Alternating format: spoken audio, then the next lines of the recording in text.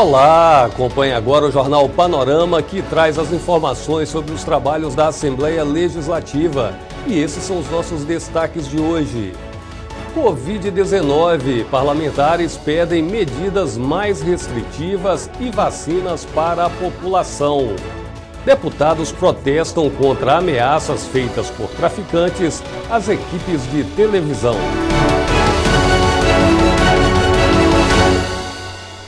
Veja como foram os trabalhos em plenário. A repórter Patrícia Bravin traz as informações.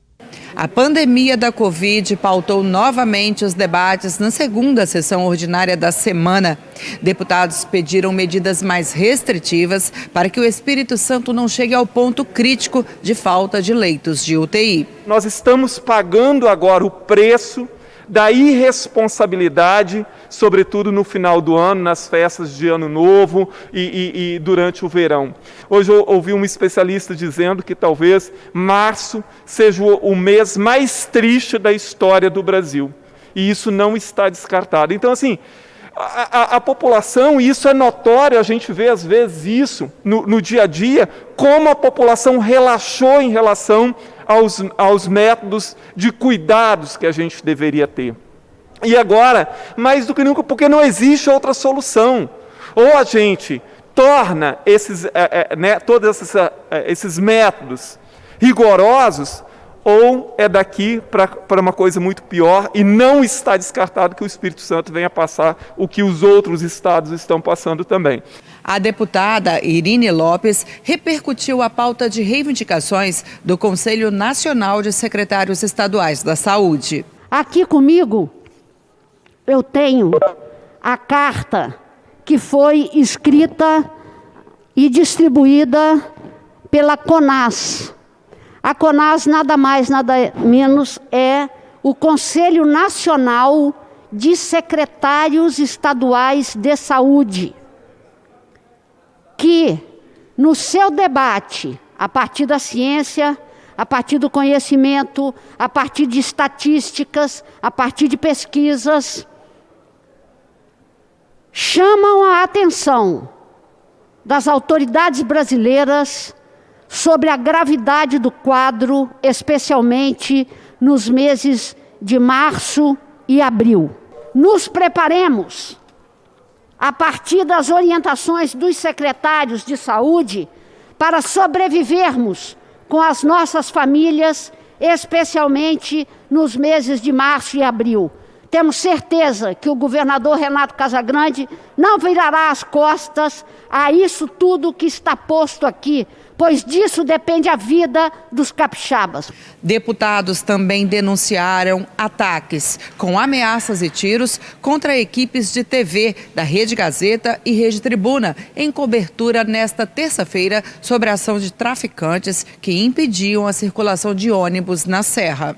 Tivemos ao vivo a prova do abuso e da confiança na impunidade que as organizações criminosas se sentem aqui no estado do Espírito Santo. Enquanto as equipes de reportagem noticiavam na entrada do bairro Planalto Serrano que os ônibus não estavam circulando em virtude de guerra entre facções criminosas, eles foram abordados por marginais que os expulsaram do local sob forte ameaça. Trabalhador sendo acordado, não com despertador, mas com som de tiros. Isso foi por volta de 5 horas da manhã. Agora o ponto ainda está lotado. Esse ponto estava mais cheio, mais cedo. Muitos carros estão descendo. Os ônibus estão parados. A moto. Apaga tudo que você desligou, não está pegando ninguém. Apaga tudo. Quer ver, saindo qualquer coisa no jornal, vai lá pro poder dizer. Apaga tudo, fecha o pé. Olha o tiro. Vamos. Olha só, isso é para intimidar a equipe de reportagem que está ali fazendo apenas o seu dever, o seu trabalho de informação à população. Fica aqui o meu repúdio ao ato violento praticado e minha cobrança ao governo do Estado por meio da Secretaria de Segurança. Dê atenção aos bairros, dê mais segurança, o povo merece, e principalmente equipes de jornalismo, jornalistas, radialistas, que estão ali para mostrar os fatos do que acontece no dia a dia da população capixaba. para que vocês tomem medidas urgentes e enérgicas contra esses bandidos. A gente volta ao estúdio. É com você, Vanderlei. Obrigado, Patrícia. Além do plenário, os deputados trabalharam nas comissões. Vamos dar um giro pelos colegiados que se reuniram nesta terça-feira. A gente começa com a Comissão de Justiça, que derrubou parecer contrário ao projeto de lei que trata dos direitos do motorista profissional. Nos trabalhos da Comissão de Justiça, os deputados aprovaram a constitucionalidade de 8 projetos de lei que estavam em análise técnica. Um deles obriga a realização de sessão de cinema adaptada às pessoas com transtornos ou doenças que provoquem hipersensibilidade sensorial, que é uma resposta exagerada aos estímulos recebidos. Autor da matéria, o presidente do colegiado, deputado Gandini, considerou a proposta inclusiva. Essa já é lei no estado do Paraná, é uma ação que foi pedida pelas associações, por pessoas, né, que têm seus filhos e gostariam de que eles tivessem essa possibilidade de inclusão. Na realidade, é incluí-los numa atividade que habitualmente eles não podem participar devido a algumas características dessa atividade, como a luz, né, que é apagada, a questão do som muito alto, enfim. Isso tudo adaptado permite a inclusão dessas pessoas, inclusive participando dessas sessões de cinema. É uma forma de a gente gerar inclusão, como a deputada bem salientou, não impede, inclusive, que outras crianças e outras pessoas assistam na mesma sala. Outras 2 matérias também foram declaradas constitucionais após rejeição de parecer contrário emitido pela presidência da Casa. Uma delas trata dos direitos do motorista profissional.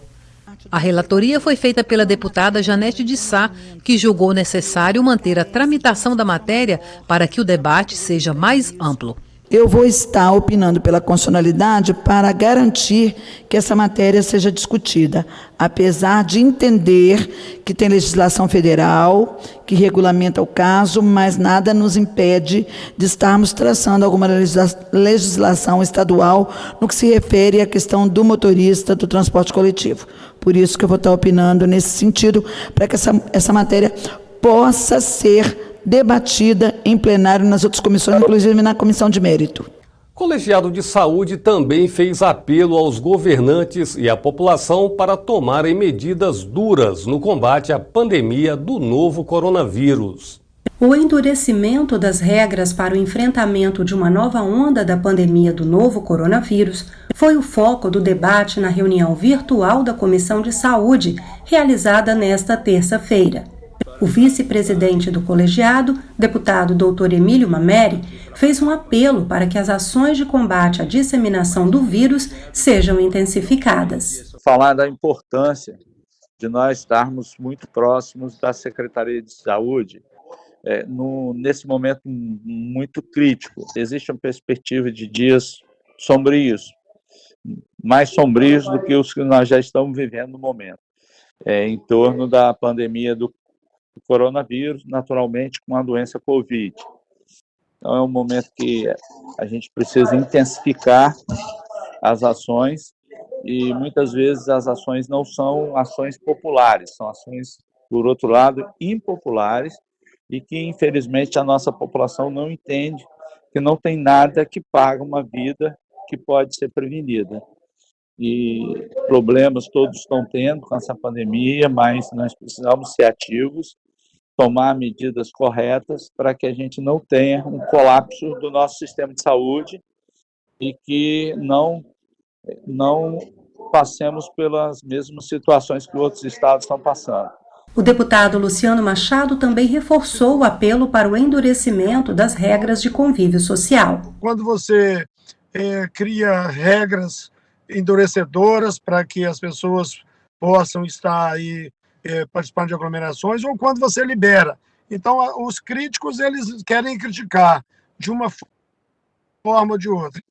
Eu me lembro bem da pandemia, as pessoas que radicalizavam colocavam Santa Catarina como uma referência em Covid, em manter as empresas abertas, etc. e tal.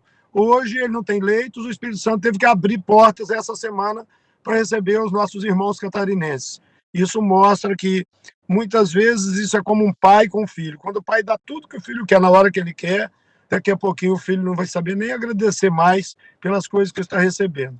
E nessa questão da pandemia, nos dá uma aula, uma escola diária, mostrando que a gente precisa realmente cumprir algumas regras. Dá para viver um novo normal, mas cumprindo as regras. O presidente da Comissão de Saúde, deputado Dr. Hércules, cobrou mais união entre os governos federal, estaduais e municipais no combate à pandemia. O Brasil está atravessando um momento crítico e muita gente não está vendo o perigo de estar na nossa porta.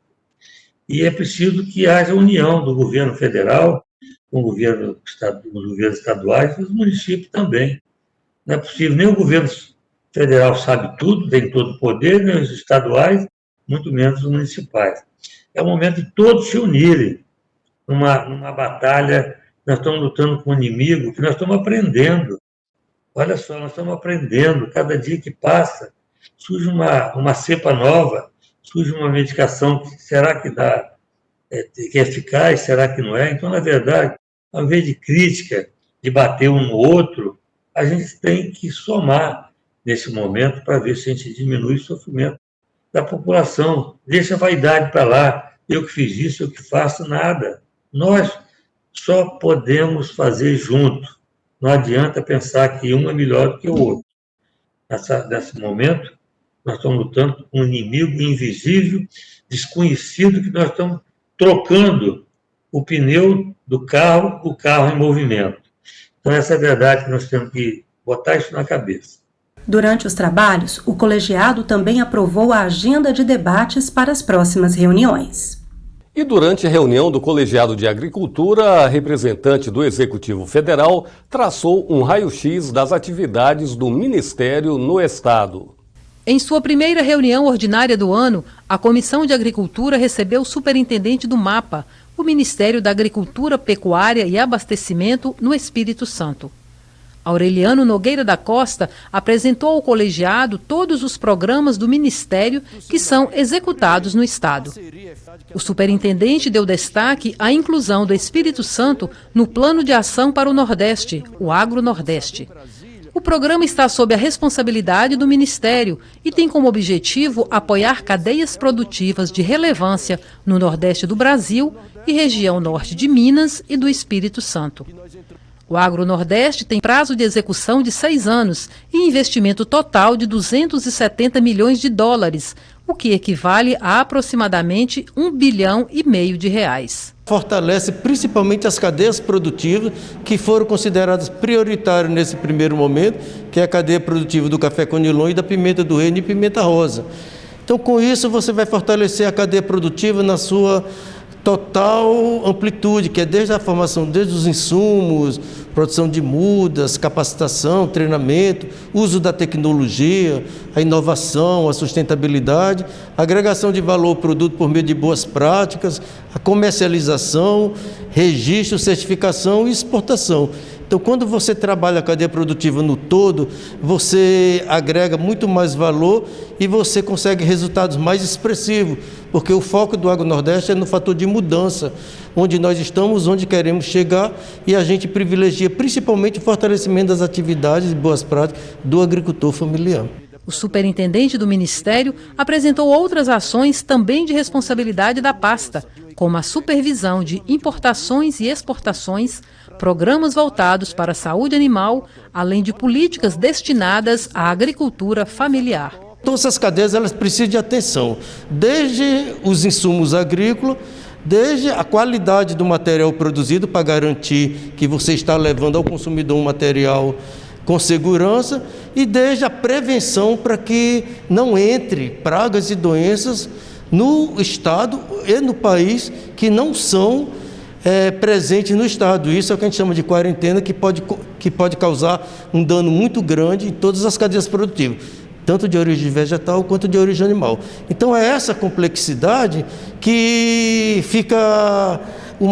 torna o maior desafio, principalmente porque você envolve um grande público público, que são os agricultores familiares, e envolve outro grande público, que são os pescadores, que nós temos essa costa litorânea, e a pesca, ela gera muito emprego e gera renda. A presidente da Comissão de Agricultura, deputada Janete de Sá, avaliou a retomada dos trabalhos do colegiado. Uma comissão muito importante, formada de 9 deputados, e que vocês podem ter certeza que nós vamos estar dando prosseguimento a esse trabalho que a gente faz pela agricultura do Espírito Santo, e por isso que hoje nós ouvimos o superintendente do Ministério da Agricultura, porque ele fez uma ampla explanação de como o Ministério da Agricultura atua no nosso estado, a importância dele para o fortalecimento da agricultura, a captação de recursos que é proveniente do Ministério da Agricultura, e também pôde trazer esclarecimento para todos que puderam participar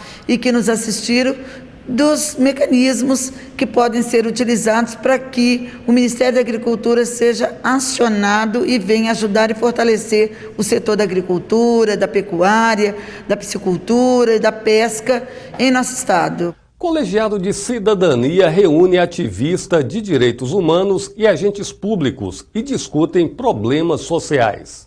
A Comissão de Cidadania realizou reunião com a presença de vários setores ligados aos direitos humanos, como representantes do movimento negro e dos direitos das pessoas com deficiência. Um dos participantes do encontro foi o presidente do Conselho Estadual de Direitos Humanos, Rafael Dias Valêncio, que apresentou as principais denúncias recebidas pela entidade. A dificuldade, comida no sistema prisional, a questão de maus tratos, denúncias de maus tratos e torturas no sistema prisional, denúncias de dificuldade de acesso à saúde desses presos. Então, a gente vem aqui na Assembleia Legislativa na perspectiva de construir um diálogo, de garantia de direito, de elementos mínimos à vida e à sobrevivência e à manutenção das pessoas em privação de liberdade. Outros temas foram tratados durante a reunião, como a realidade das pessoas em situação de rua, a violência contra mulheres negras e os impactos da pandemia de Covid-19 para as pessoas com deficiência. Também foi realizada homenagem ao ativista de direitos humanos e do movimento negro capixaba, Lula Rocha, que faleceu em fevereiro. Para a gente é muito importante celebrar esse legado. Embora meu irmão tenha partido com 36 anos, ele deixa uma história de vida aí que serve de exemplo. Eu costumo dizer que ele foi e continua sendo um gigante. Sempre pautou a luta por uma sociedade mais justa, seja na luta contra o extermínio da juventude negra, seja na questão contrária à violência policial, o direito à educação através da rede de afirmação. E a gente tem certeza que nesse momento de pandemia, que as coisas pioram muito mais, uma das pautas que ele traria seria a questão do direito à vacina e também a ideia de renda básica, O deputado Luciano Machado, que é o novo presidente da Comissão de Cidadania, fez uma análise dos temas debatidos pelo colegiado. Foi uma primeira sessão muito rica, no meu ponto de vista, e que nos trouxe, assim, nesse ano de pandemia também, a nossa obrigação e uma necessidade de tratar das questões da pandemia e da vida das pessoas a nível de serem apresentadas para as famílias capixabas soluções para que nós possamos enfrentar de forma consciente, madura, para que nós possamos vencer esses obstáculos, e tocamos também na questão dos moradores de rua, que é um debate que nós precisamos fazer. Nós não podemos achar normal você ter alguns pontos das cidades, não só da região metropolitana, mas no interior também, de pessoas que estão ali e a sociedade passa, um dá um pão, outro dá um bufetão e vai tocando assim. Essas pessoas importam também para todos nós. Projeto de inteligência artificial de dados para o controle tributário da indústria de medicamentos foi tema na Comissão de Ciência e Tecnologia. Uma ferramenta que pode impedir a sonegação de impostos foi destaque na reunião da Comissão de Ciência e Tecnologia. O empresário Vitor Freitas Barbosa apresentou aos deputados e a representantes do governo um projeto de inteligência artificial de dados para controle tributário da indústria de medicamentos. O protótipo é baseado no sistema de rastreamento sanitário da Anvisa, a Agência Nacional de Vigilância Sanitária, em vigor no Brasil. Vamos usar os dados da rastreabilidade diretamente da indústria, vamos unificar com os campos criados dentro das notas fiscais eletrônicas, vai estar inseridas essas codificações, e com o uso da tecnologia vamos usar a inteligência de dados, inteligência artificial, para fazer toda essa checagem, essa listagem, validar essas notas fiscais e colocar, de fato, para a população, um medicamento tributado, um medicamento legal. O presidente da Comissão de Ciência e Tecnologia pontuou a importância de utilizar tecnologias para evitar crimes de sonegação fiscal. Um sistema que ele pode estar acoplado ao sistema de rastreamento da Anvisa, auxiliando a Receita Estadual no rastreamento de medicamentos, na venda e na compra de medicamentos dentro do Estado, para evitar a sonegação fiscal dentro do Estado do Espírito Santo no setor de medicamentos. E o Jornal Panorama de hoje fica por aqui. No portal da Casa e nas mídias sociais, você tem mais informações sobre o Parlamento Capixaba. Obrigado pela sua companhia. Continue ligado na programação da TV Assembleia, agora mais perto de você no canal 3.2.